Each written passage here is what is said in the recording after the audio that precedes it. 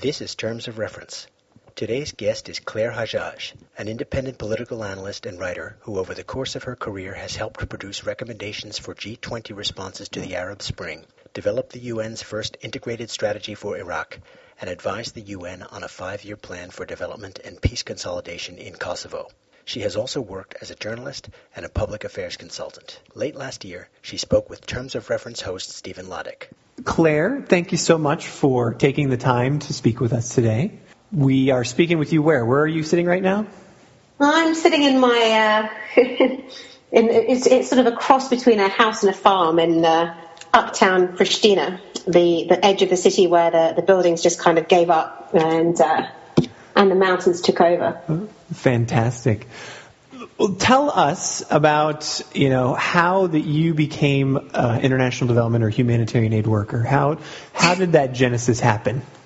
I think it was what's technically known as the long and winding road. And people do call every now and again because it's seen to be an up and coming field development. So every now and again I get phone calls from parents of friends, kids I knew when they were like 5 or 6, and now suddenly they're at university and wanting to go into development, and they all say how did you do it? And as if there was a formula that you could plug into a computer and out the other end comes development professionals, and perhaps there is. I've certainly not found it, and I fell into it. But it was, I guess, in a sense, a little bit like a ship that's traveling for a long, long distance, and there's always your needle is always to the north. You kind of know where you're going, but tides and all kinds of other things can take you in quite a circuitous route.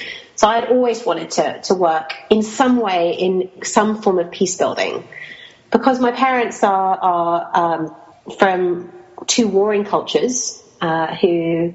Which warring cultures are those?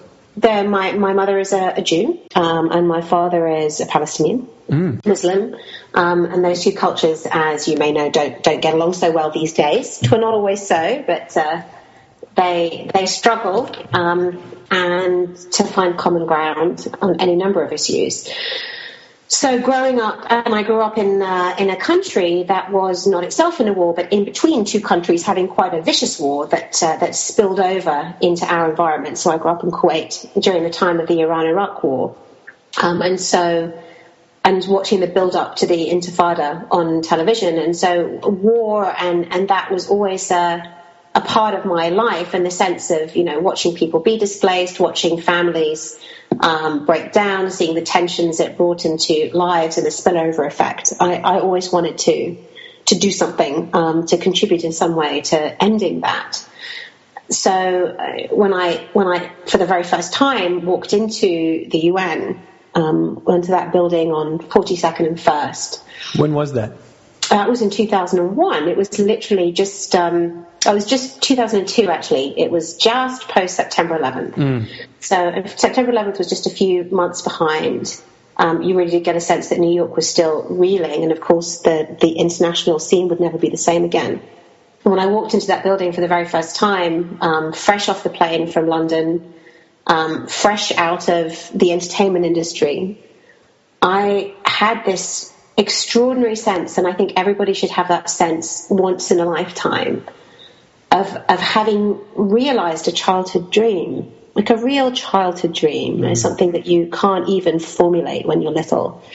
And walking into that building, I thought, wow. I looked around and I saw everybody speaking different languages and all these faces and shapes and sizes from all different parts of the world. And I didn't know then, but it didn't matter how challenging it was and how flawed the UN system is and how far the ideals are from reality. But even so, even now, when I think that, it still was an extraordinary moment, and it still remains for me, I guess, one of the proudest moments of my life. Can you tell me how did you get on that airplane? Like, what made you leave the entertainment industry? Was it a moment? Was it you just sort of? It was a succession of moments. I mean, all through working in the music industry is not as far from working in the UN as you might think. I mean, certainly there are grandiose personalities and huge amounts of different competing interests at stake. And you're talking about the UN now? Both. I feel like the Security Council used to say, wow, this must be so different from where you used to work. And I used to think, not as much as you might like to think. Mm-hmm. So it's a very good training ground, but at the same time, it's a career with, I think, a fairly short shelf life if you have. Unless you are, there obviously, I wouldn't want to denigrate. There are people who spend their careers in the music industry and the entertainment industry, and God bless them, they do very well. They do great jobs.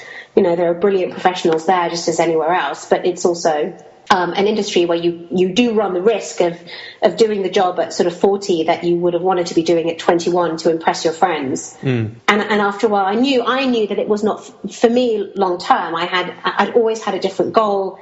The entertainment industry is something I'd ended up in because I happened to be good at it and happened to be in a group of people at the time and who persuaded me very much to stay inside it. But by the time I was nearing 30, I felt very strongly that I need now to reset my course, if I can continue this ship metaphor, to reset my course, and I didn't quite know how, because there is nowhere how do you get into the UN handbook. And I do remember, actually, when I was 20 and just out of university, I must have sent 50 letters, just showing you my incredible nous at 20. 50 letters addressed to whom it may concern. Dear sir, I would like to join, insert institution name here. Please tell me how to go about it. And I sent these off to every UN agency. And you can imagine how many replied. Mm-hmm. That would be none. Sure, yeah, absolutely. None replied. And I thought, okay, well, that's where my ideas hit a wall. Maybe that's a great space to discuss. How did you finally get a reply when you were, you're now 30, you're in London, you've decided to make this career change? What was, how did you finally chisel a hole in? It was a serendipitous piece of luck, actually, at the end of the day. There was a friend of my brother's was leaving her secretarial job in the Security Council, and it just so happened that just that time they were looking to replace her, and it had to be a very specific combination of skills. Someone who was willing to work for not very much money and with quite a degrading job title. I mean, again, no disrespect to secretaries at all, but it was not, at the time I was a director of a company, so to kind of go from company director to secretary seemed to me quite a leap down. So they had to find somebody who was prepared to do those two things, but at the same time someone who had strong skills in writing, in diplomacy, and other things. So they were, and it just so happened that I at that time had kind of really burnt out at my job. I heard about this opportunity, and I did a telephone interview with two very interesting sounding people whose names I think I couldn't even pronounce at the time. And they said, yes, well, come to New York and join us as a secretary. So I looked around at my life and I thought, this is going to be a really huge change. It's a real leap into the unknown. And the job was at the Security Council. It was a very odd-sounding job, probably my most impressive business card ever, without actually having an impressive job at all. It was the information coordinator for the Counterterrorism Committee of the Security Council. That's awesome. So, I felt like James Bond wheeling that around at dinner parties.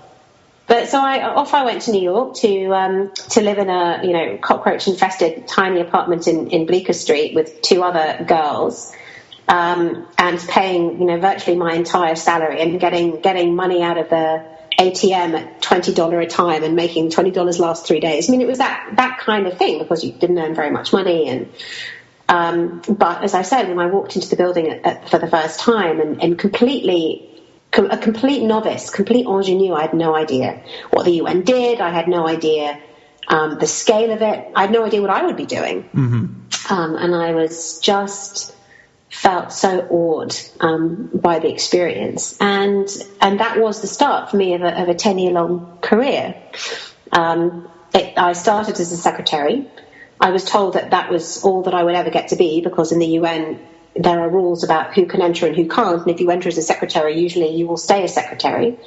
But I was lucky enough to meet somebody who saw that I had skills prior to the UN, and that is something that actually I do say to people who are interested in joining, is that the UN is a world unto itself. It has accountants, it has human resources officers, it has security guards, it has publicists, And if you're just hoping to kind of get in there with your degree in international affairs, well, there are millions of 22-year-olds with degrees in international affairs. They've got to have a lot of backing to get in. Mm-hmm. But if you come as a 30-something with, a fantastic public relations background, or, a producer background, or after a career in the army, or I don't know, I mean, you've got something to offer that is beyond just your enthusiasm and your excellent knowledge of international relations.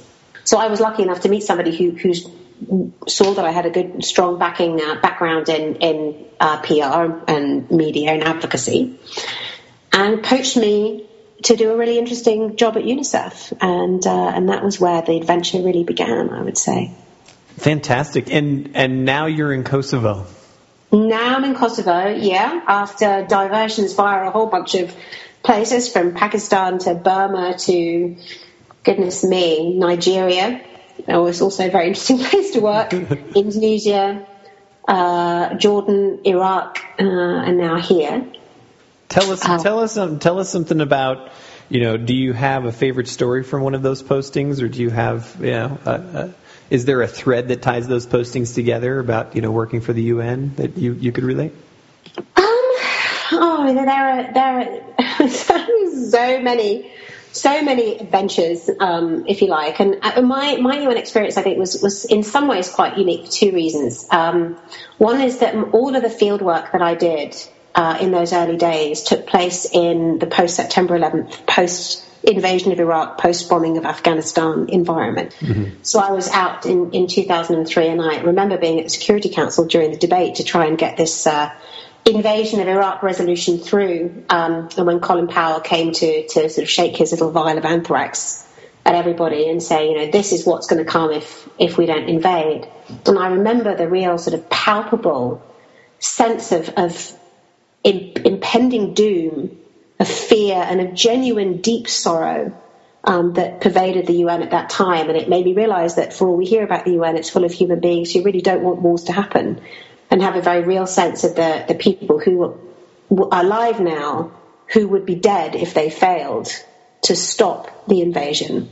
There was a real sense of grief and sadness that I'll never forget. All of the fieldwork I did came after the invasion.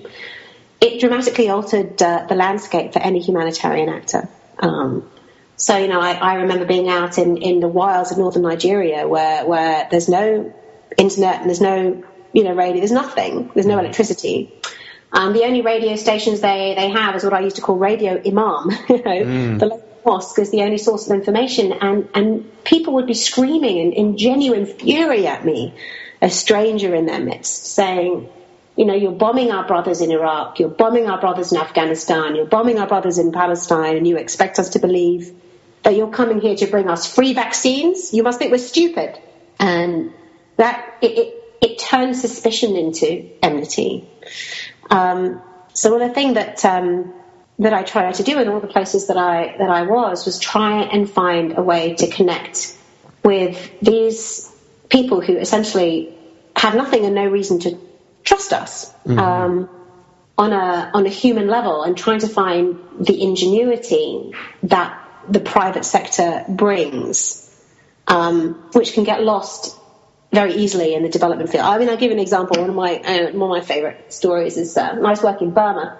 Burma is a really, really authoritarian government, and a government or was. Who knows? Was. I've not been back, so I reserve judgment on how things have changed. But in those days, you couldn't travel in the country without asking permission from the Ministry of Defence. So for everybody who wanted to travel, the Ministry of Defence needed to grant permission. And within 4 to 5 weeks, they might do so. And should they be so kind as to let you travel, they would then give you a series of minders, and your itinerary would be very carefully planned. Now, I was there to help them run a mass immunization campaign. My job was to try and get people in the community and local officials really buying into the campaign so that they would show up on the day, because everybody had to be reached. It was kids from 9 months to 15 years. Everybody had to be immunized over the course of 3-4 days. And in a society where government officials like to believe that people just do what they're told, it's very hard for them to accept that, maybe people won't show. If they're frightened, if they're worried, if they're too far, if they're too poor. So to get a real sense of how people felt about this, I needed to speak to community members, but speaking to community members was not something that one did in Burma. You could speak to people under very careful supervision. And as I was driving through these remote areas with my minders, I asked a couple of times to stop at villages and talk to people, and I was always told no. So, we went to the health centres and we met very carefully turned out doctors and nurses who showed us, beautiful digital photographs of fantastic immunisation campaigns, and that was kind of it. We were turning to go home, and I was trying to think, how on earth am I going to get to talk to anybody? And the only thing that could occur to me was to develop an acute attack of diarrhea. So I came down with a very upset stomach. And several times en route, I needed to stop for an urgent bathroom trip. Now, you can tell anybody a number of things, but you cannot tell a woman that she cannot go to the toilet. That's brilliant. The thing was that they knew, and I knew they knew, and they knew I knew they knew. Everybody knew. But what could they say? They couldn't say a thing. So, I stopped in villages and rushed into houses and squatted in the garden and whatever. And then I got a chance to have a quick hurried chat with a family and check some children's arms for BCG and find out, what was going on, and then on to the next village, and suddenly I needed to go to the toilet again. And this went on for a few hours until finally my upset stomach had run its course, and everybody in the car was kind of fuming slightly. And it was just a kind of a wonderful feeling. And they were smiling because they knew I'd got one over them, but I'd done it in such a way that they couldn't possibly get in trouble. Sure. Which is always one of the most difficult pieces, in that it's the system prevents, Exactly. It's not the people who want to prevent, but it's the system that prevents. Exactly. And the only thing that I had lost was a little bit of dignity. So, it was one of those, it was just kind of a nice memory that I'll take away of how, there's kind of always a way. Mm-hmm. And when you're not caught up in the bureaucracy, then people will always help you find a way. And I had so many similar experiences throughout my time, but that one somehow always sticks in the mind. I love it. That's a fantastic story. One thing I wanted to touch on was the fact that you're now a mother. You worked for UNICEF for a long time, as obviously a single and a married woman, but without a child. But now you have a child. How has that changed your perspective about your work? Yeah, well, it's at the risk of repetition, I had not come into this business because of either a profound desire to save the world. There were parts of the world I sometimes felt did not deserve saving, nor out of a deep, deep love of children. I came into the business because I wanted to be part of the history of the world as it moved along. I wanted to feel knuckle deep in events that other people were reading about. I wanted to really understand what moved the world and how it worked. So, whatever that says about me, I don't know, maybe not very good things, but then I was in an environment where it was kind of heresy to say that. You have to, you have to love kids. I didn't necessarily love them. At that time, I was a very, selfish and quite self-absorbed 20-something, and then in my early 30s, it was more about the challenge and the game and being able to get the job done and do it under very challenging conditions. So, people would say, you must love kids. And I'd be like, oh, I really do. I really love kids. And I'd always feel slightly guilty on the edge. And there were times, absolutely, where I would be deeply, deeply moved by the power of children to change a community. And it would come at me completely out of the blue, like being in the north in Nigeria and where there's, again, they have no food, they have no water, they have no electricity. They do have Sharia. I hope that keeps them warm at night. And seeing in this one house with this one woman who's got any number of kids, and they were, squatting over the pit immediately outside the house, free defecation, and people were dying left, right, and centre. And in all of this mess, there was one little girl, and she was in a place that was almost like a shrine. She was sitting there with her legs folded and a school bag beside her, and she was writing something in her notebook. And I asked the mother, what's happening here? And she said, this is the one child they could send to school.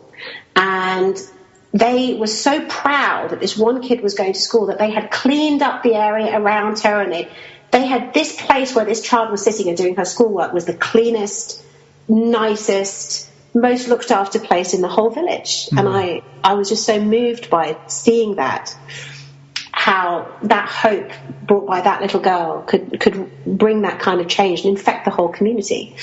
But generally speaking, I didn't really understand what it was like to be furious at what's happening to kids until I had my own. And then it's the old cliche that suddenly every child I looked at and every violation I saw, I could imagine how that child was feeling, and I could imagine how their parents must feel. And in a visceral way that I'd never been able to understand before. Well, I'm actually not sure that it makes me better at my job, to tell you the truth. There's probably a lot of bias that comes in now. Yeah, there's an emotional twist that comes in now that wasn't before, and it's something I actually think has to manage. It makes me maybe more passionate but less effective. I'm not sure. I don't see it as a strength. I see it as an enormous vulnerability. Last question. Mm-hmm. You touched on this earlier when you were first talking about there is no path into humanitarian aid. There is no path into sort of the development world. What type of advice, other than, find someone, I guess what type of advice would you give to someone who is interested in this world, interested in this career path, as their most important tool? What would you tell them to do to get their foot in the door? Skill up in another area. That is basically what I would tell them. I think that it's the old sort of that JFK thing of ask not what your country could do for you, but what you can do for your country. And I think the same really applies to development. Like development is like love, a word much used and little understood. It's we don't really know what it is. We're still arguing about what it is. We're still arguing about what constitutes doing it well. What value do you think you have to add, coming straight out of college maybe, to that incredibly challenging discussion?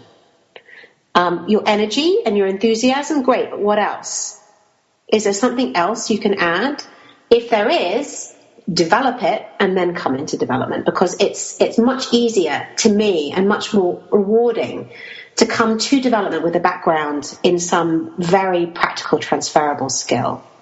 I also think, and I may be wrong, that it's worth contributing to your own community and your own country or your own where you happen to be, if you can, before taking those skills elsewhere, because you learn a lot.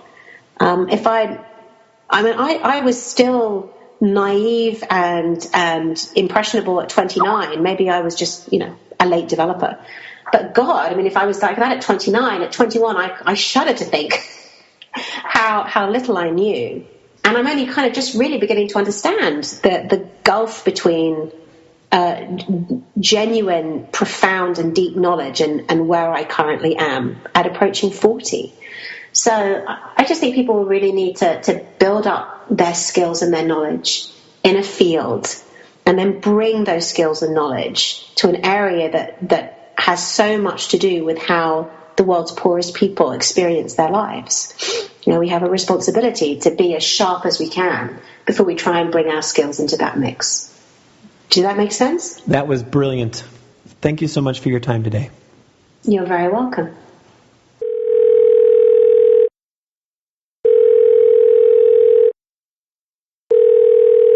Hello? You've been listening to Terms of Reference, a weekly podcast from aidpreneur.com. Find us at iTunes and at www.aidpreneur.com. Thanks for listening, and we'll catch you next time.